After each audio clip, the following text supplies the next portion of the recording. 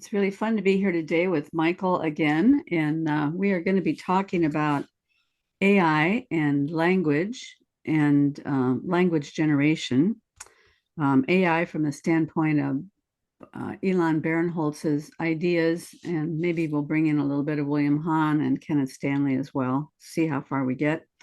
But talking about language as being auto-regressive and auto-generative from Elan Barenholtz's perspective, but maybe pick that apart a little bit.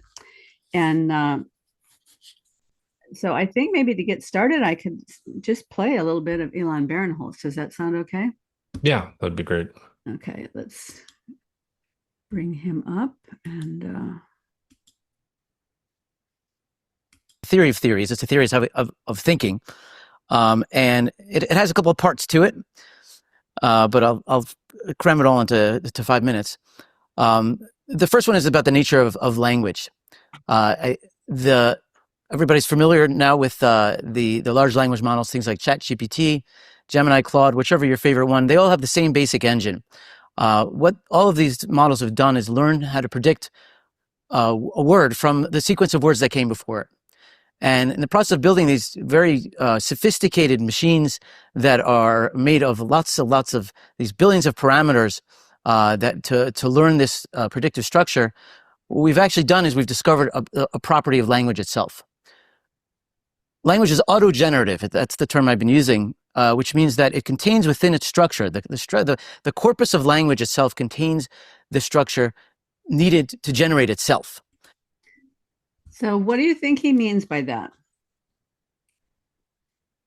I I'm not sure exactly. I mean, well, in terms of the autoregressive thing, he's making some specific reference to the way large language models function when they're doing things, meaning um so the way a large language model works is you give it like a token or a set of tokens, and then there's some calculations done on that, and then it does this next word token. And then what happens at each iterative step, like that token that gets fed in gets added on to the end of this like sort of long string of tokens, and Mm-hmm. then it does the calculation again and then goes next token and then does the calculation and goes next token. So there's this sort of like reference to the past. He would like with maybe even like some sort of decay function. As something gets further back in the tail, it kind of starts falling out of kind of the attention locus of what's being talked about. But it like this sort of like recursive model of for generating what comes next and what we say. That is sort of, I guess the point he's sort of making is there's something in our heads that is sort of like that LLM, like some sort of, maybe it's some circuitry in the brain or something that's like doing this sort of circular loop that allows English language sentences that make some amount of grammatical sense to pop out of our heads from seemingly nothing. Because you're not thinking about what am I going to say next or anything like that. It's sort of like there's sort of an autonomous element that once you set it in motion kind of goes to some sort of completion. It seems to me though the big difference though between an LLM and a human being when that is happening is that as we're communicating, we have some big idea in mind that we're using this structure to generate language for. Yeah, It's not like my mind is completely blank and it's just popping out the next word, right? There's a thought process exactly. back There's here, there's there's some a larger logic. thing. There's some sort of component of thought that is non-verbal that precedes language, that is, so to speak, doing the prompting of the LLM for what it wants to say. There's a great Cormac McCarthy interview where he's talking about language. He's a pretty famous author and really widely regarded as one of the best authors of the last century. And he's talking with somebody. He's talking about what is that thing? Like I'm talking to you now, and I have something in my mind, but it's not something that's collapsible to language. And yet in the process of the dialogue, it does make its way into what I say now. But he alludes to the fact that there's something that's completely pre-verbal that is sort of higher in the food chain than this what comes out as language. Well, let's continue a little bit further with what he's saying here because he's going to get into this issue of maybe what that thing is, hopefully. So, um,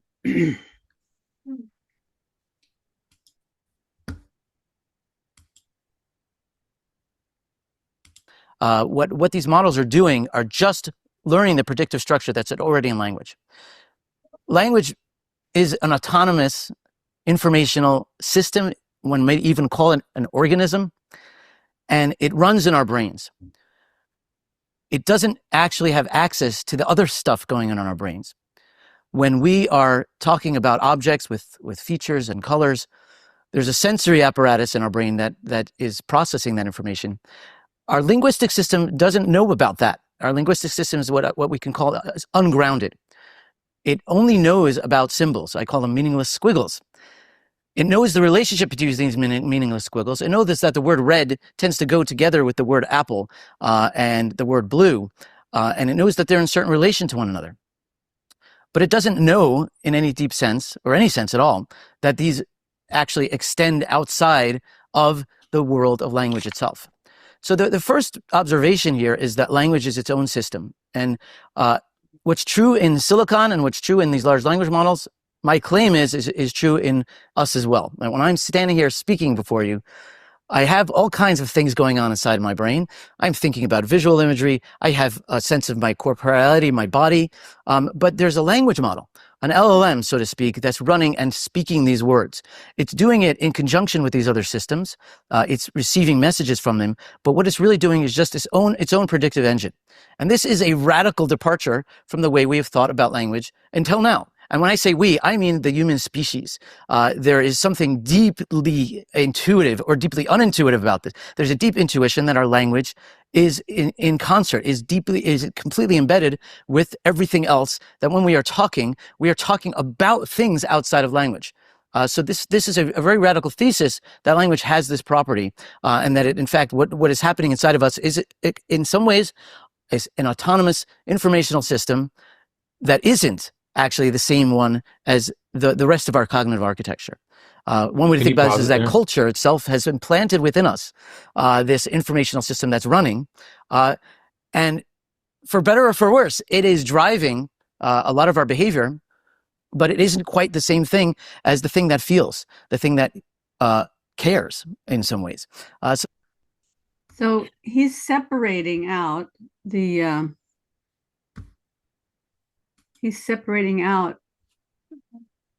not only our cognitive architecture, but our feeling architecture from what he calls this autonomous system of language. So what do you think about that?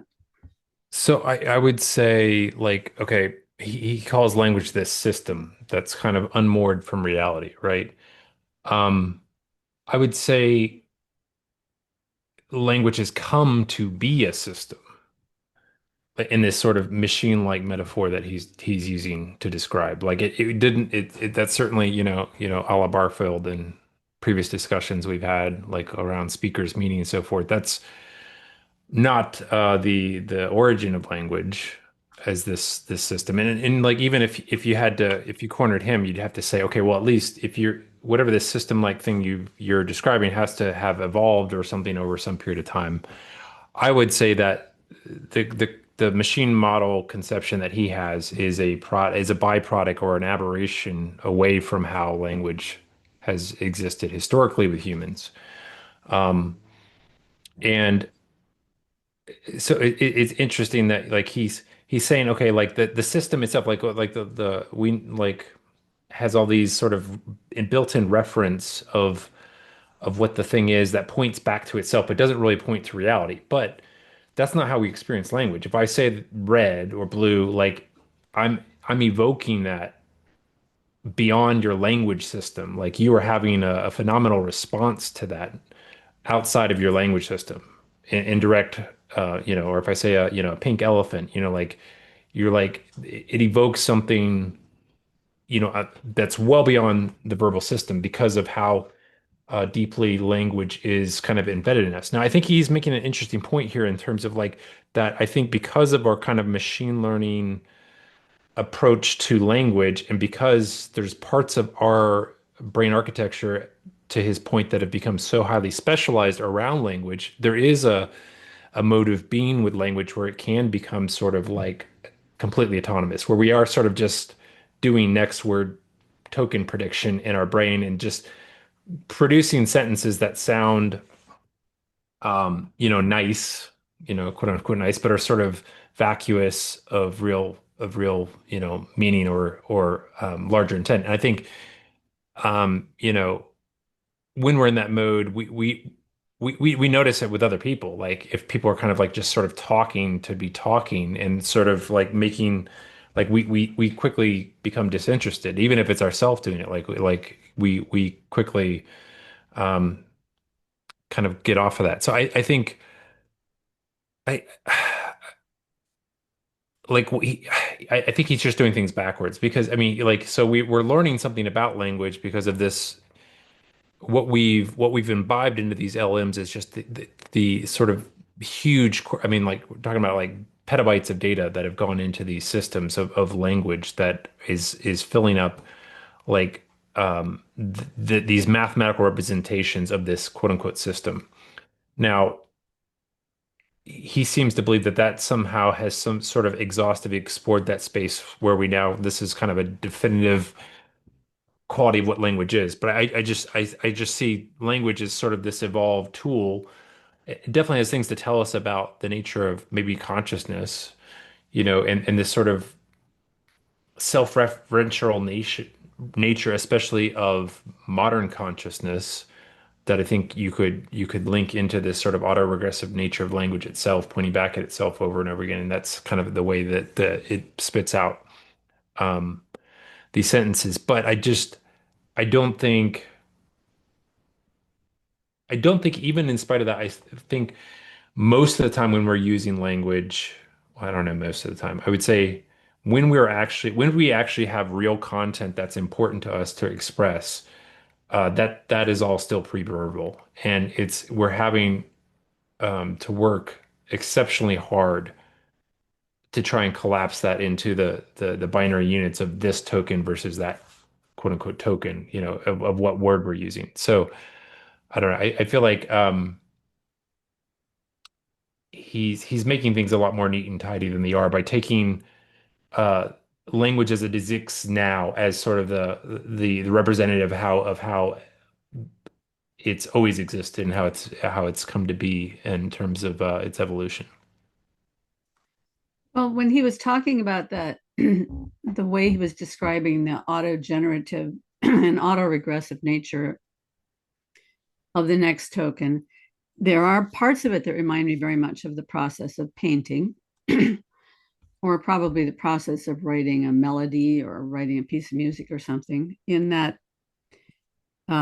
you have all your tools in front of you, and language has all its tools. We have all the syntax and the semantics of language. So we have all the words available to us and the phrases and the way that words can be organized. So we have all these tools. And then I lay down a stroke of paint or I say a word. And now the context of what has come before has changed because I'm looking at something new. So for the next stroke of paint or for the next word, you have to take into account everything that you've said so far. So in that sense, it is auto-generative and auto-regressive, is you're always going back but in the artist sense, and I think also in the speaker's sense, when you go back to the beginning of the phrase, you're also going back into whatever is there pre-verbally, that idea, the Mhm. picture that's in my mind.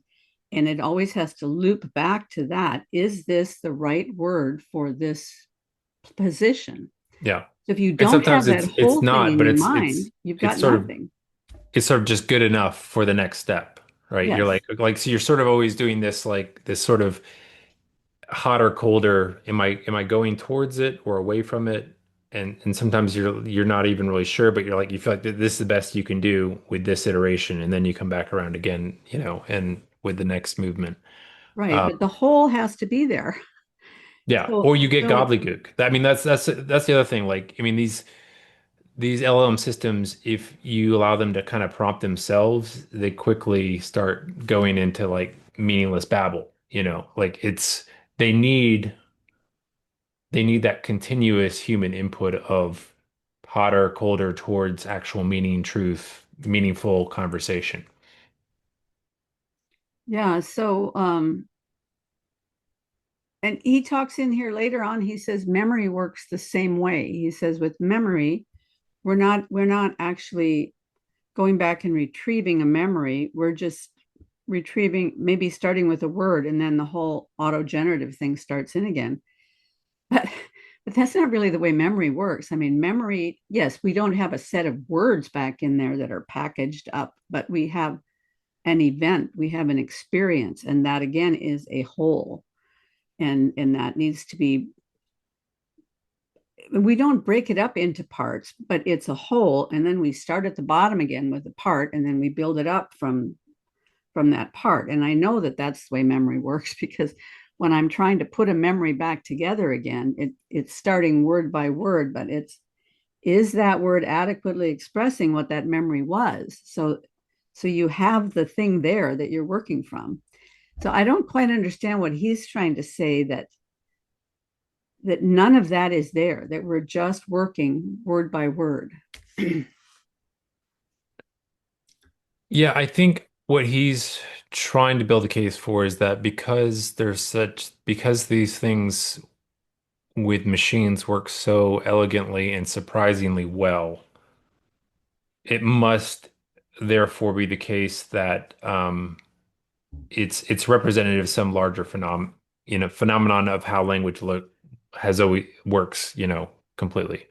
But um, I I just I don't think that's true. Like again, I think because of the way language has become so standardized and routinized in the life of the modern world, um, and how much so much more of our, what it means to be a human is taken up with this sort of abstract verbal space. I mean, like you can't be thought of as like you can't have any real job of substance without doing like almost a huge percentage of it is now in this sort of abstract verbal space. So like it's become, we've become highly selective for this like capability. But again, I don't think that's necessarily representative of what it was historically. I think, and sort of a big part of that change has come about specifically because of technology. Like absent technologies like the printing press and mass media, and now the internet, and even sort of a further step now with these AI technologies that are embracing language, like there's further and further kind of standardization, um, and and sort of black and white definitions given around language. Like you've like say even before the printing press, there wasn't like even standards for like how you spelled a lot of words. Like and then because once we started printing them out, we're like, well, we got to agree on how we're going to spell this. Are we going to spell it this way or are we going to spell it that way?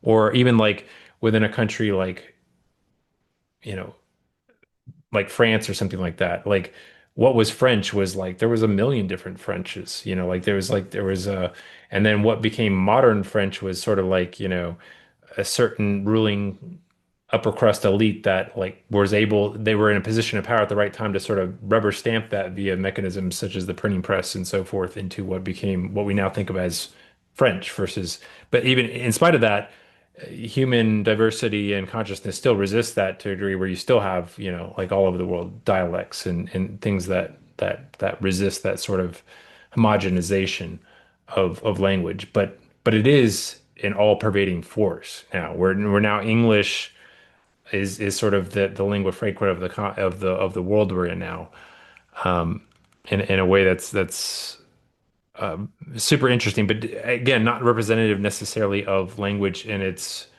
full diversity manifestations. Well, I certainly noticed that when I listened to my husband on a business meeting where there are people from 5 or 6 different language groups all trying to communicate through English. And and you can see what a bottleneck it is. I mean, they're obviously able to communicate with each other about these very technical things because there is a common technical language, but just the way that various languages try to come through the bottleneck of English, where the grammatical elements don't match up, and then you have to kind of rebuild it in your mind. Well, what are they trying to say? Which is the process that we go through even as two English speakers. There's always this bow tie architecture to the process of communicating with each other, which I also think if what Elan Barenholtz was saying is true, then communication between two human beings would be completely impossible. Because if I didn't already have an idea in my mind that I'm trying to communicate to you that comes through my bow tie, compressing down, and then coming through this process of trying to get the next word out so that I can recreate this whole for you. And then you take it in through your own perception and all of your preconceptions and assumptions and everything else comes in through there, opens up again in your mind and attaches to something that's already in your head as some sort of an idea. If that wasn't there, we wouldn't be able to communicate with each other at all. Yeah. There's some much more foundational layer that language is embedded in. And human consciousness is part of that, but it's not, it's human consciousness is more just sort of a window into that foundation. Like it's not the foundation itself. Um, we were talking about like before we started recording about like how I was commenting on your early videos and like watching you and Alex like try and communicate across these, you're communicating from the artistic side and he's more in the scientific domain and you're trying to communicate across these huge boundaries. And in some of my observations around that were just how amazing it was you were able to meet across those boundaries. So it's almost sort of like magical in sort of the human ability to do that, even though you have completely different underlying vocabularies and experiences, and these like very specialized disciplines, and yet you're able to synthesize that into some like larger whole is like very interesting. And that speaks to me that there is this larger shared foundational space that is we can't really talk about language or understand language without making reference to it. And it seems like what he's trying to do is kind of close language off as this sort of I think at different points they talk about almost like it's an alien entity in his most recent video where he's talking with that other professor that kind of has its own kind of life and so forth. And I think within the hands of the LLMs, yes, it can be sort of become that. But I don't think that's what it necessarily natively has been in us. I think again, it's sort of an aberration of the ways in which we are treating language now, um, sort of in an effort, I think, to reach a sort of globalized consciousness of some sort. In some sense, where again, English is becoming the lingua franca of global civilization, and we're trying to have a very definitive, mechanized way to come to consensus and agreement about how we use language. And there's obviously huge benefits that come about with that process in terms of our ability to take on and do really amazing things on a technological front. But it's also like there's a sort of like arbitrary sort of slicing of reality where we make that slice and suddenly there's a huge scope outside of that slice that we just cut off that now we're completely blind to as soon as we make that definitive cut of what we're doing.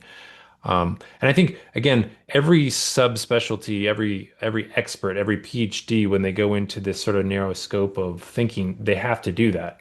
It's sort of like a way of getting deep into the topic at hand. It's just you got to remember that you've put on the special pair of glasses to look at this place in a very narrow way, and then at some point take them back off again and realize it's not fundamental that mode of perception.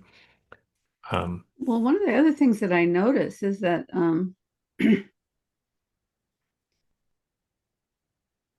using English as the lingua franca necessarily means that everything gets simplified way down. And that's one of the reasons English works well for this, because English is very malleable, adaptable language, and it can accept a lot of foreign intervention and still function around it. But our vocabularies have simplified so radically over the last couple of hundred years, especially, that quite often takes a paragraph to say something that used to be able to be said with a single word. Like my daughter has often said, "Why does Jordan Peterson have to use such big words?" Well, because in a sentence he's building a whole chapter of a book, and he can communicate very deep ideas that have a lot of ramifications with a few words. Yeah. And it might take me the same thing 5 minutes to unspool and explain to you, because I don't have that same word as part of my database, or maybe you don't. And so we have to funnel it through this longer process of communicating. So simplifying necessitates many more words. You have to use a lot more words to say the same thing. And Well, it's sort of interesting too that like I think it's a paradoxical thing where again I'm mentioning all these sort of technological forces that are pushing towards a standardization of language and a machine governed consensus about this word means this, black and white, you know. But in spite of that, it does seem like it's harder and harder for us to even like read the same sentence and get the same things out of it. I think part of that is there's, sort of broad political elements to this. I remember reading a book by C.S. Lewis a long time ago called Studies in Words. It's a really fascinating book where he talks about how he just does like these word studies of how these different words came to mean what they mean to us today and looks at all the historical ways they've been used, et cetera. It's super interesting. But one of the things he points out in that book is the death knell for any word being useful is being taken up by some sort of political ideology. Because as soon as it becomes taken up by that political endeavor, it now is no longer has its descriptive quality. It sort of becomes just an adjunct for either good or evil. And it doesn't really like all the nuance of what it actually is intended to describe and illuminate is now gone. It's just like in its place. It's like if this crowd's using it, they use it to mean good, and this person means it's evil. And it's like it just seems like so much of the language now is being taken up with that sort of political kind of ideology where like, if you use word X, it's one crowd thinks it's, that's good, another thinks it's evil. And it's like, of course, there's gradations of that. That's sort of an oversimplification, but it's infected a lot of our understanding of language. so one of the funny things I was listening to this morning was how LLMs had gotten into a pattern of using the word delve often. And I noticed that because I have an AI that does transcripts and summaries of my YouTube videos, which is kind of helpful when I'm putting together the, you Is know, it a specific model or a models in general? um, I think they said it's models in general. It might Okay. be it might be some specific models. I notice it with the AI that I'm using, which is called read.ai, which just does a summary of the video so I can go back and remember, oh yeah, that's what we talked about. Right. I don't like using the summary because you can tell it's canned language, but it often uses the word delve. Like about this one, it'll say Karen and Michael delved into the subject of such and such. And so they were trying to figure out why this word delve got in there in everywhere. And they discovered that it was a word that was often used by some of the Nigerian programmers that were working on building the it's not a database. What do they call it? I can't, database for like the pre-training data yeah, or yeah, maybe the pre-training data. They were, oh really? Okay, there was a and lot so of the Nigerians that funny happened to thing be that on. comes out of it is that the the test that got developed to tell college entrance exams whether or not people's essays had been AI generated brings up delve as a word to say, okay, that's an AI generated thing because it's got delve in it. So then these poor Nigerians who are trying to apply for college and write essays on their own, who tend to use the word delve a lot in English, they got kicked out of the system because it automatically said it was AI generated, but it was Wow, actually a real. that's interesting. I mean, all sorts of weird stuff comes out like that. That's interesting. Yeah, it's yeah, and of course, Delve's a word I like actually, but when I think of it, I think it makes me think of Tolkien and the dwarves. But yeah, like it's it's weird to think about how these things are going to become more and more instantiated in our lives in interesting ways, and we're producing results that is completely unintended from any human in the loop. Mm-hmm. Just sort of like a weird byproduct of how these things were trained and fine-tuned, etc. It's going to be, I don't know, it's a strange world we're entering into. And like I was just listening to something the other day where it's like the level of investment in this from a capital expense perspective is like it's just out of this world. It's like the only sort of historical parallel would be something like the amount of money being put into the railroads when they were being expanded at their peak is what's going into building out all this new AI infrastructure. Actually, one person was saying like we probably like the first half of this year would have been in negative territory from a GDP perspective if not for all this like explosive spending in that area, which is kind of it's weird. It's interesting, but it's like yeah, it's everybody believes this is the future. That and if you miss this train, you're not going to be a player in the future. Well, not to mention the amount of energy that's being sucked up by it, and we need energy for other things besides besides generating AI responses. And the Yeah. amount of water. I guess there's a lot of water needed for cooling all these systems. Yeah, Um, it's really unfortunate that like these it's sort of like a byproduct these all these Nvidia that they're the big winners so far in terms of because all their chips are being used in this. But these chips they weren't developed for the task at hand. They happen to have a kind of secondary benefit of being able to do this stuff because uh these they're called GPUs, which they originally were developed for emulation of game uh, graphics and physics and so forth.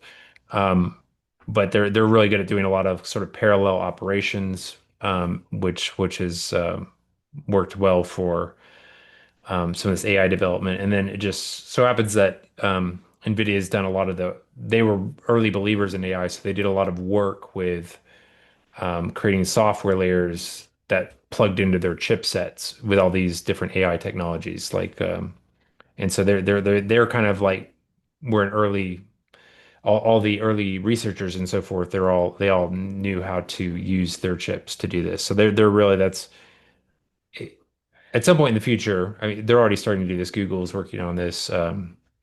Amazon's doing it as well, where they're building more chips that are designed to actually do this primarily instead of as a secondary thing. But yeah, right now it's like these aren't necessarily super efficient at what they're doing, which is why all the, like the power is super crazy, and then the water for cooling and so forth is really at sort of a scale that dwarfs the previous expenditures that were made for like internet infrastructure that were a lot more tame in terms of the requirements. Now, when you pointed me towards that Kenneth Stanley video about AI not being as smart as a lot of people want to say it is, because if you look underneath the hood, it doesn't really understand what it's doing. But there was a process that was used a while back called pick breeder. Is that Yeah. so? Do you want to explain that a little bit and why that was a more efficient process? Yeah, I should also point out, I mean, I'm a complete neophyte at this. I work in tech, but it's like nothing really deep into AI. So I should point that out that I'm kind of speaking more broadly as an amateur. But like so in terms of Kenneth, what's his last name? Is it Stanley or Staley? I thought it was Stanley. Stanley. Okay, but yeah, he's an ex OpenAI guy. He left there I think within the last couple of years, but was a professor as well somewhere in Florida, I think Central Florida. And prior to his time at OpenAI, he had done some work with something called Pick Breeder, which was like basically this some AI platform where humans could like basically there would be like a neural net that generates some sort of image, and humans would decide among the different images generated by different underlying models which ones they like the best. And this would led to some really interesting outcomes where they because these were so simple, you could see what the effect you could very closely model what like a single sort of neural like a neuron. It's not really a neuron, but like it's modeled on what we think neurons are doing in terms of the model layer. You could see what this like say a single neuron was doing, and what he found was that they got these just very elegant representations and condensations of very like sort of complex phenomena in the real world in these models that were being guided by humans. Whereas he's saying like if you try and do something similar with our LLM technologies today, like their underlying model representations are just gobbledygook. You know, like they're not efficient, they're not elegant, they're very inefficient in terms of like how they're trying they like at a fundamental layer, they're not grokking or understanding deeply the nature of reality. They have there is this just sort of a brute force, and that's what he talks about in that video I sent you. He talks like so the way these models get trained is something called they call it SGD for short, which is like stochastic gradient descent, which is like a this way of sort of mapping out a space for what you're trying to do is minimize loss in terms of that ability to do next token prediction. And so when they're pre-training the models, they're trying to get them they're sort of being brute force roughed into shape by like being exposed to text and trying to say, okay, what do you think the next word's going to be? And then they find out what the next word actually is, and then based on that, like that now reshapes the neural weights for to try and be better at taking into account the way those texts actually are. That's kind of how the raw pre-training of these models is done. And he's just saying like what that produces on the back end in terms of what we can pull out of them in terms of like raw representations of knowledge is just it's just yuck. It's just garbage.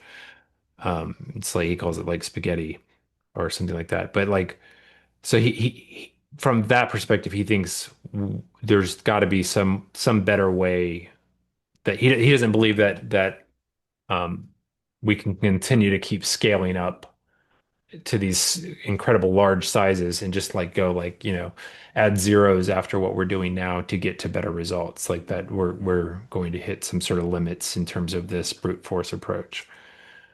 Well, he was specifically talking about image generation and not language generation, right? So, Well, I think he was trying to generalize across just whether what is intelligence and what does it look like underneath the hood. mhm. And he's putting forth the proposition that that real intelligence as it probably exists in our brains is probably got it has to be more elegant, more condensed, and less which makes sense. I mean, like the amount of energy these things are producing to simulate human language, it's like it's orders of magnitude from what's running in our brain in terms of like Mhm. the energy requirements. Like we couldn't, uh, if we were trying to do it, taking the LLM approach, like we would like, I don't know what our token per second would be, but like we couldn't even have a conversation like this, basic, human interaction. So it's like Yeah. he's presuming to say that whatever intelligence is, it's not what we're doing with LLMs. So, Well, so and the example that he used specifically was a image generation of a skull. And when they did it with pick breeder, the the skull actually had parts that could be activated. So somebody could make a slight change, and that would make the mouth open and shut, or the eyes open and shut.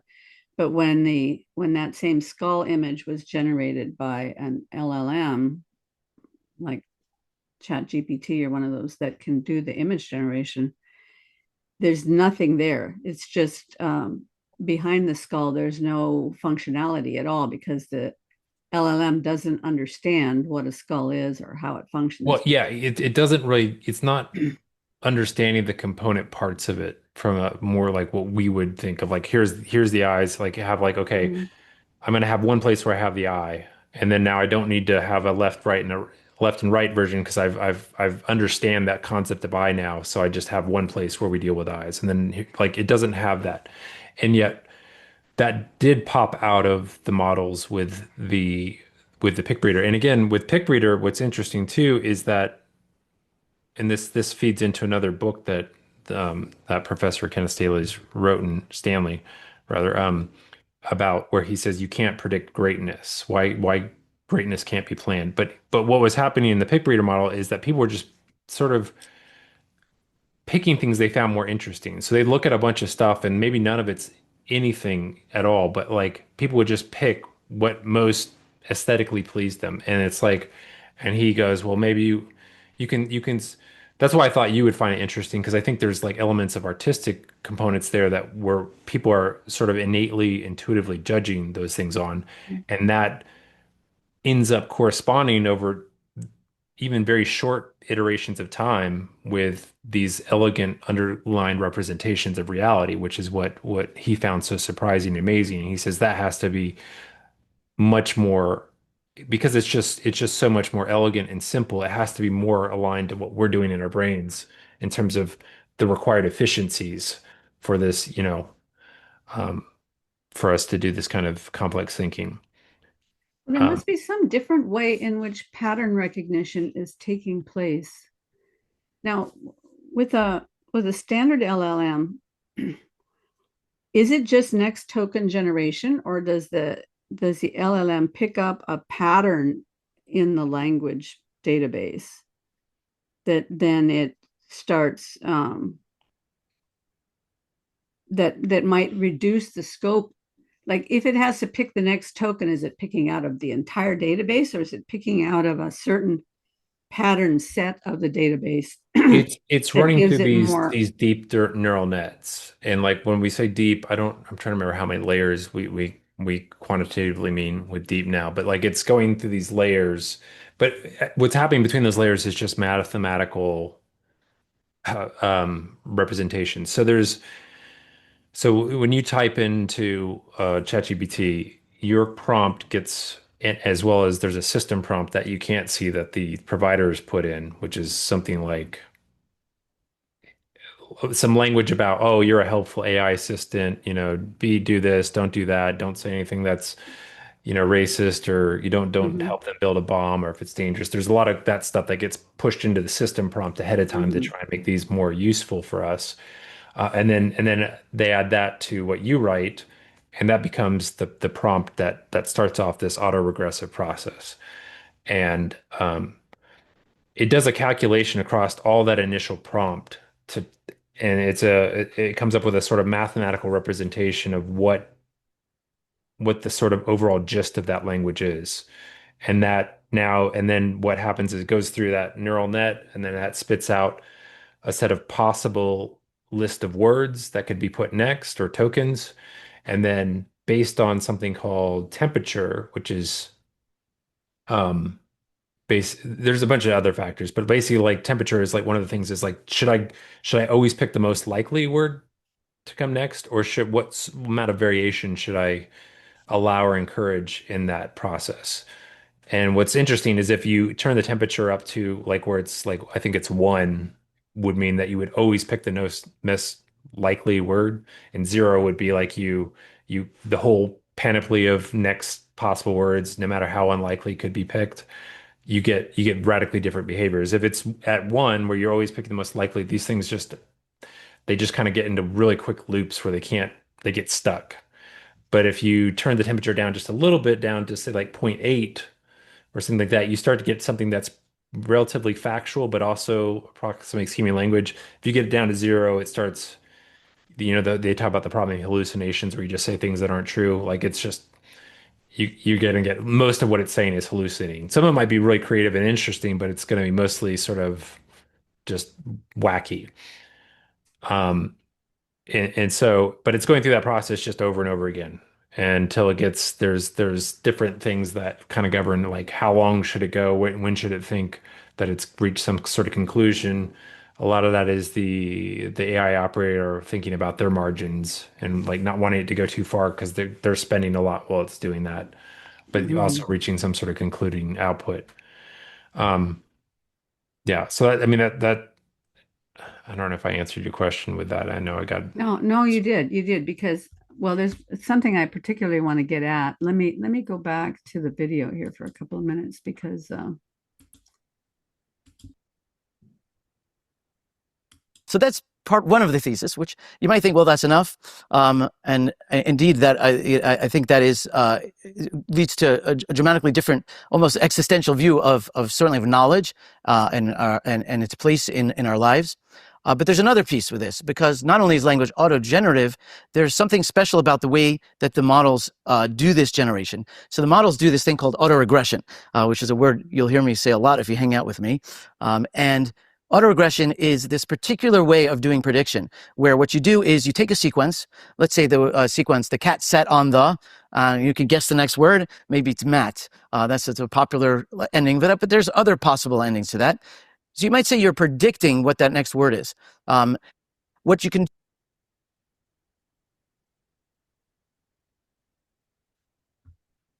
Oh, the audio regression is you take the sequence and then you produce the next most likely token or a word. We can just call it a word.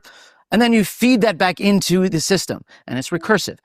So let's say it's the cat sat on the mat, and then what? Well, I don't know. And then it got up and it walked around and rubbed against my leg or something like that. This is all a reasonable sequence that could come after the cat sat on the. Now, what these models are doing, and this is a really important and astonishing point, is they are not thinking directly about the rest of that sequence. They are only ever doing the very next word, the very next token, as it's called. My thesis is that we are doing the very same thing. What we are doing in our minds, in our brains, is the same kind of computation. We are simply guessing the next token. And then we're taking that token, when we hear it, it goes back into our own loop. And then we're saying, well, now there's a sequence with another word. The cat sat on the mat. And then what's next? And we say, okay, then the cat sat on the mat and then we say, okay, the cat sat on the mat and what's next? And we do this over and over again. So what's magical about this is that even though we are, the models, I should say, are only doing this next token generation, there's something I call the pregnant present. In the process of guessing that very next token, they're taking into consideration all of the past and also the likely future. It has to project this kind of trajectory. It's like when let's say you're doing a dance or you're walking. You have to take the next step with the knowledge that next step is going to lead to a next step.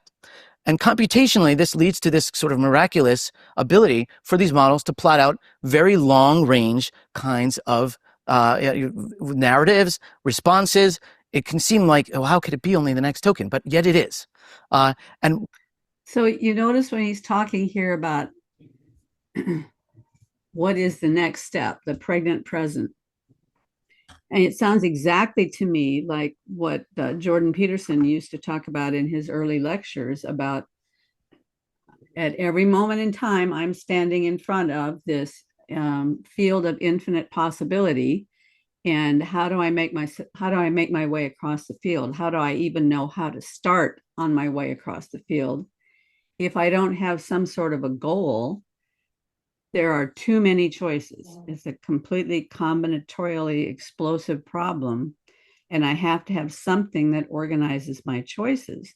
Well, with these language models, the pre-training has done some sort of reorganizing somewhere along the line, or it has the computational capacity to search all possible potential words. But as human beings, we have to have a goal. If we don't have a goal, we can't move forward at all. Yeah. I I think he's right in a certain sense. Like it begs the question is like, okay, is there some sort of something analogous to a large language model that exists inside our brain? And I would say that's probably true. I mean, I think given that there's aspects of what but I would say whatever that's doing, the question is like what percentage of our brain is engaged in that task? I would say it's probably pretty low. And again, we like know things from like for instance, from various kinds of brain injuries, there's actually specific parts of the brain that seem fairly highly specialized in these areas. Like if you have a stroke in this one area, like you suddenly, even though the person can be sitting there thinking, I know the word for ball, I can't say it now. Like I lose the ability to like actually so like I think he's probably right that there's, and again, I think this is as language has become a more dominant part of the way the world works and the way we move up the social hierarchies now, it's definitely probably grown and have a more dominant effect. But I think it's a relatively uh optimized part of the brain that's like sort of mostly concerned with making things make grammatical sense and making sure that the next word that comes out of our mouth actually is continuous with what came before it and is pointing towards some sort of meaningful trajectory.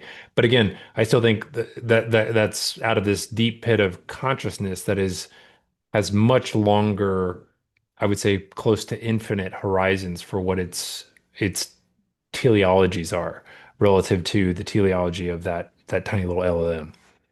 Hmm. Yep. Yep. I like that. Let's just, I think there's like 1 minute left. We're going to take a look at that because he says something else that What this does is ideas. it leads to a possible theory of not only human language generation, but cognition more generally. Because what it provides is a very efficient and simple, elegant theory of what the brain is doing. The brain is computing this function over and over again. It's just computing the function of what's the next cognitive token. Given what's happened right up till this moment and the recent past, what should I do next? Then when you do that, that goes back into the loop and you proceed from there. And so this leads to, in some ways, a radically different view of what cognition really is. It, for example, leads to a completely different perspective of what memory is. Memory is not encoding of sequences. We don't actually have somewhere stored in our brain events that took place or something some fact that we've learned. What we actually have stored is just the capacity to auto-regressively generate. If I ask you a question, what did you do last summer? And you say, well, I went to this place, or you start imagining yourself, jumping off of a cliff or something like that. What you're doing, according to this theory, is you're in real time, just in time, taking that question, that prompt, generating the very next output from that, and then running from there. What did I do last summer? Well, and then you continue to generate. And so that really leads to a completely different perspective on what memory is. It no longer is about storing facts. It's about having a brain, just like a large language model, that has these potentialities for facts. I call them potentialities because they're infinite. What does a large language model know? How many questions can you ask it? You can ask it an infinite number of questions, and it can give a reasonable response to all those because it does this autoregressively. It's not retrieving this fact or that fact. Rather, it has the capacity to generate all of these facts. Finally, I'm probably over 5 minutes. So it has the capacity to generate an infinite number of facts. And I think maybe that's the most interesting thing about our brains is that we have that capacity also. Well, yeah, and I would sort of disagree with him. I would say it has the ability to generate an infinite number of facts as communicated through its pre-trained data. Mm-hmm. It has and it can access the same fact at many different layers. Like you can tell it something like, okay, what's Einstein's theory of gravity, and then be like, okay, well, now explain it to me like I'm a high school student. Now explain it to me like I'm a middle schooler. Now explain it to me like I'm a fifth, like it can really, it can access the same sort of pattern of knowledge in many, many different scopes. That's one of the things that's really interesting about it. But again, like this is where like yes, relative to like the number of ways we could play with it in our finite timelines, it's infinite. But at the same token, I would say I would I feel like we're at this sort of junction where we could become sort of seduced into thinking because that this pool of language it creates for us is again relative to our time scale infinite, that it is sort of like all there is. Like that it is like it does have all the facts and ability to comment intelligently on all of reality. And I think again, it's still limited by its pre-trained corpus in terms of its actual reference to reality. Which I don't, you know, it, yeah. And I don't know. Even when he was talking about like, I do think he's right in terms of we're going to learn a lot about how our brains function from these systems. But I still think that there's a tendency to oversimplify to make nice, neat theories that are testable, and I think we have to do that. But I don't know. I think I don't know. I'm not sure what I'm trying to say here, but I think there's something um, sort of missing still in terms of like explanatory powers about what our brains are doing and how they function. What's sort of driving their operation. There's definitely something going on with this. I think he's right that in this sort of there's some fundamental character of who we are is creatures who live in time, which is part of this sort of autoregressive loop, and we're always having to make reference to the past, and while we look to the future for what we're going to do next, there's something about language that sort of narrows all the scope of possible human knowledge in ways that are, I think, useful for us as limited creatures. Like language is incredibly useful to sort of force us into these sort of narrow pre-carved channels where I think otherwise we might be sort of stuck as finite creatures trying to contemplate infinity. And like this thinking that language represents not only done by us, but by all these people before us that we can borrow from and build on kind of gives us a sort of kickstart oftentimes, in terms of our ability to process things. And, oftentimes we can't really think deeply about a thing without collapsing into language and putting it out there with another person and having them, give us feedback on what we're saying and whether to the degree that it makes sense and whatnot. And I don't want to miss on the profundities of what he's pointing at, but I still feel like I don't feel like it encapsulates all of what our brains or even consciousness are doing. Well, I didn't play this video of him because I agree with what he's saying, because I think fundamentally he has he has stumbled on, I hate saying this, but it sounds to me like he kind of stumbled into the same space that I stumbled into with art, that there is a process. There is a process that we go through, and that process is there is, I mean, for the artist, there's some sort of a goal, which is that big idea to start with. But then you start one stroke at a time and you build up from there. And each stroke is a matter of judging back against the original task. And that is also the process of science. That is also the process of how you live your daily life. When you go to put the toothbrush in your mouth, did you aim right, or did you hit your lip? Then you have to adjust your aim. You never notice that kind of thing unless you get physically incapacitated for some reason. Like when my husband had the brain not embolism, it was a subdural hematoma.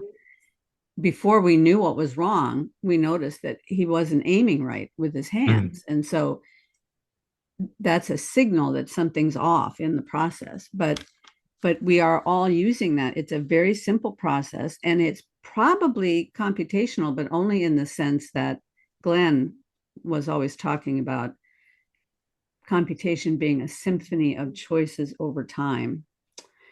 But did you have a last thing you wanted to say before we close up? I know you've got a hard stop at 10:15. So No, I mean, I do think, I'm glad you brought it back to your like the artistic principle stuff because I do think that's I think him and there's another professor in the video that we were watching that also comes in and he starts making reference to Wolfram's work, and how he's figured out like very simple rules can lead to rather surprisingly complex and seemingly infinite patterns. And I do think there's something of that they are hitting on here that is actually really profound and needs to be explored more. Um, I think um, I just I guess part of what the ultimate sort of dividing point is whether you think ultimately um, that we are just machines that there's this sort of like process that's gotten boot started and that can sort of infinitely recycle in a loop without some sort of actual larger guiding input around, specifically go to bring it back to the artistic points of what is good, true, and beautiful. I do think I think there's good philosophical reasons to believe that we can't if we don't have a sort of infinite ruler for how we're measuring those quantities, we just instant like the system starts, no matter how complex and seemingly representative it is of like again billions of parameters and so forth. There's these things tend to get into like sort of gobbledygook really quick if left to their own devices, if not measured against some, again, really really high bar of good, true, and beautiful. that's a good place for you to sign out. I'm going to continue on for just a few minutes, and because that leads right into this idea of transposition. If we're Awesome. not working from the higher to the lower, if there's no higher that's coming into the lower, then all we're getting is gobbledygook. So I'm going to talk about transposition for a minute, but you have a great day, Michael, and thank you so much for joining us today. It's been really Absolutely. fun. Thanks for having me. Okay, bye-bye. So as I said, this word transposition comes from an essay by C.S. Lewis, which is fairly lengthy essay, but I'm just going to read a little portion of it for you. And I think you'll see how this connects up. He gives a couple of examples of transposition. And one of the examples that he gives is of drawing something that's in the 3D world, but putting it in a line drawing, it necessarily has to become two-dimensional in the line drawing. That's one of the examples he uses. Another example that he uses is if you could take a symphony orchestra with all the orchestration and everything, but collapse it into a piano piece. For the person who hears that piano piece, if they've never heard a symphony before, then all they know is the piano. But if they've heard the symphony before, their imagination can fill in the empty places in the piano piece and get the full sense of the symphony. So he goes on to say then from these two examples, it is clear that in each case, what is happening in the lower medium, in other words, the 2D drawing or the piano symphony, can be understood only if we know the higher medium. The instance where this knowledge is most commonly lacking is the musical one. The piano version means one thing to the musician who knows the original orchestra score, and another thing to the man who hears it simply as a piano piece. But the second man would be at an even greater disadvantage if he had never heard any instrument but a piano and even doubted the existence of other instruments. I kind of think that's what these AI researchers are doing, is doubting the existence of other instruments. Even more, we understand pictures only because we know and inhabit the three-dimensional world. If we can imagine a creature who perceived only two dimensions and yet could somehow be aware of the lines as he crawled over them on the paper, we shall easily see how impossible it would be for him to understand. At first, he might be prepared to accept on authority our assurance that there was a world in 3 dimensions. But when we pointed to the lines on the paper and tried to explain that this is a road, would he not reply that the shape which we were asking him to accept as a revelation of our mysterious other world was the very same shape which, on our own showing, elsewhere meant nothing but a triangle? And soon I think he would say, keep on telling me of this other world and its unimaginable shapes which you call solid.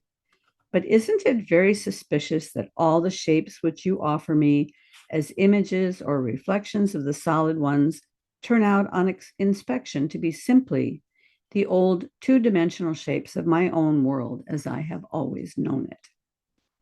Is it not obvious that your vaunted other world, so far from being the archetype, is a dream which borrows all its elements from this one?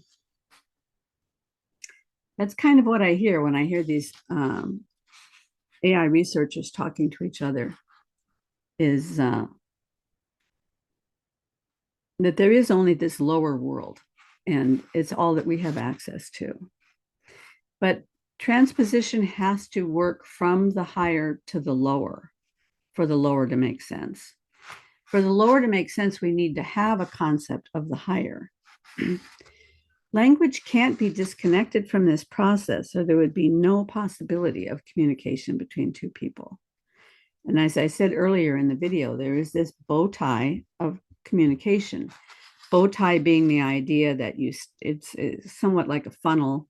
Lots and lots of information comes down, maybe through a compression process, maybe just through the process of thinking through a way to communicate it, and it comes down into this very narrow point in the funnel, a stress point, and then when it comes out the other side, it starts to open up again. So in terms of David Bohmian's physics, you could think of the implicate order being all folded up, and then when it opens up, it unfolds into the explicate order. So you start out with a big idea, and it has to go through the bottleneck of my auto-generative language process into a compressed form, which is just sound waves moving through the air or symbols on a page.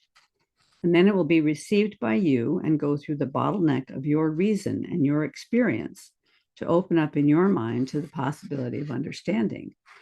But if your reason and experience aren't there to kind of catch these ideas as they come in and open them up into your own understanding, then communication can't take place. So from the whole thing to the building up of parts, transmitted, and then the whole must once again be taken apart and processed in order to be internalized by the other. It is, again, this process of art making. It is computational, but only in the same sense that a symphony is computational. And you will remember we've talked in the past about how a symphony is computational. If you go with the old urban legend that when Mozart wrote a symphony, that symphony would come to him complete in his mind, and then he would have to spend time taking it apart into the various parts that are played by the various instruments. He would transpose it from this higher thing down into a lower thing through each individual instrument. And then when you write out all the music for the instrument to play, that's kind of like the program for the instruments. Then when the instruments come together and each one gets their own little part of the program and plays it back, it's a kind of a computational process. Then the music arises again and eventually recreates what was in the mind of the composer in the beginning. And I think that's what's happening with language, which is, for me, a much fuller and more beautiful picture of what it means to be human and to communicate through language. And I don't think that that's what the LLMs are doing yet. So have a wonderful day. Thank you for joining me. And we're going to pursue this content again with another conversation partner pretty soon in the future. So thanks much and have a great day.